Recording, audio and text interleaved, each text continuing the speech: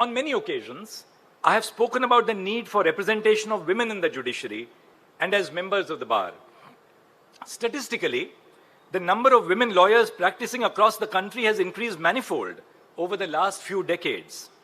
There was a time when you would enter a high court or even the Supreme Court and only see a sea of men. Many female advocates recall a time when they were the only lawyers going through security checks for women, while long queues formed at the men's security check outside the Supreme Court. This situation is radically altered today, with a large number of women not only formally joining the bar, but also setting up a thriving practice.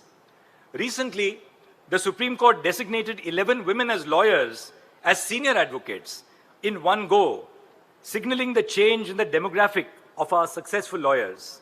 However, even as the number of women lawyers is increasing at an unprecedented pace, this trend is not reflected in the composition of our elected bar associations or even our bar councils.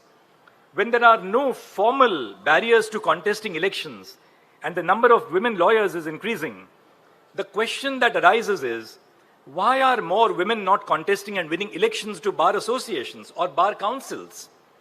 This lack of representation is not unique to the Nagpur Bar Association, but permeates to bar associations and bar councils across the country. A study which was conducted in 2021 revealed that only a meager 2.04% of the elected representatives in the 21 state bar councils are women. Not a single office bearer of the Bar Council of India is a woman. There is only one woman member in the Supreme Court Bar Association Executive Committee. Contesting elections for bar associations and for bar councils requires extensive networking, campaigning, and soliciting of votes, which often leads to the formation and perpetuation of an entrenched old boys club. This environment can act as a significant disincentive for women, discouraging them from participating in these elections, let alone engaging in campaigns and successfully winning them.